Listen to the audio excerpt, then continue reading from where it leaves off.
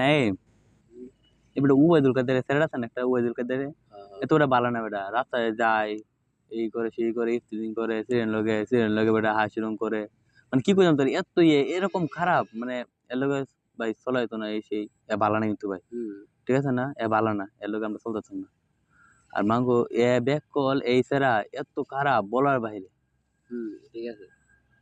আর ওটা ইয়াও ভালো না বেটা সাইনিও ভালো না সানি এরকম খারাপ বেটা সাইনুর বেটা এসে জয়েন্টে মানে কি বললাম আরো বেটা পুরো না তো আর বন্ধু যেটি আছে ব্যক্তি এরকম চলতাম না। আসসালামু আলাইকুম। ওয়ালাইকুম সালাম। একবার ভালো আছো? ভালো আছো তুমি?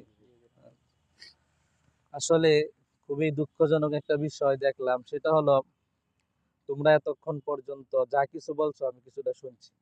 এর মাধ্যমে আমি বুঝতে পারলাম যে তোমরা অপর ভাইয়ের গীবত করছো, পরনিন্দা। আসলে এই বিষয়টা কোরআন হাদিসের দৃষ্টিতে অনেকটা খারাপ জিনিস। সূরাতুল হুজুরাতের 12 নম্বর আয়াতে আল্লাহ তাআলা বলছেন, ওয়ালা ইয়াগতাব বা'দুকুম বা'দা, তোমরা একে অপরের যেন দুশ্চর্চা না করো। এবং আল্লাহ তাআলা বলছেন, আইয়ুহিব্বু আহাদুকুম আইয়াকুলা লাহমা আখিহি মাইতান ফাকারিহতুমু, তোমরা কি চাও আপন মৃত ভাইয়ের গোশত খাও, এটা কি পছন্দ করো? ফাকারিহতুমু, আল্লাহ বললেন অবশ্যই এটা তোমরা পছন্দ করো না। তো অপর ভাইয়ের দুশ্চর্চা করা এটা হলো আপন মৃত ভাইয়ের গোশত খাওয়ার মতোই। আর হাদিস শরীফে নবী করিম সাল্লাল্লাহু আলাইহি ওয়াসাল্লাম একদিন সাহাবায়ে কেরামদেরকে বলছেন যে আতাদরুনা মাল গীবা, তোমরা কি জানো গীবত কাকে বলে? সাহাবায়ে কেরাম বললেন, আল্লাহ এবং তার রাসূলই ভালো জানেন।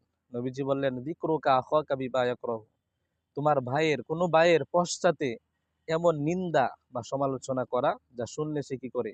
অপছন্দ করে। সাহাবায়ে কেরাম বললেন, হুজুর যে দুশ্চর্চা আমি করব এই যদি তার মধ্যে থাকে তাহলে কি গীবত হবে? নবীজি বললেন, হ্যাঁ অবশ্যই গীবত হবে। তবে যদি এই দুষ্টা তার মধ্যে না থাকে তাহলে তো অপবাদ হয়ে যাবে। এজন্য আমরা কোরআন হাদিসের অসংখ্য আয়াত এবং হাদিস দ্বারা এই গীবত, আরেক হাদিসে বলে আল গীবাতু আশাদ্দু মিনাজ জিনা, গীবতটা এটা জিনার চেয়েও ভয়ঙ্কর পাপ। এজন্য তোমরা যে কাজটা করছো আসলে অন্যায় কাজ করেছো। তোমরা আজকে থেকে তওবা করো যে ভবিষ্যতে আমরা এই কাজটা আর করব না। ঠিক আছে ইনশাআল্লাহ? আচ্ছা ঠিক আছে। আল্লাহ তাআলা আমাদেরকে তৌফিক দান করুক এই ভয়াবহ অন্যায় থেকে, গীবত থেকে বেঁচে থাকার তৌফিক।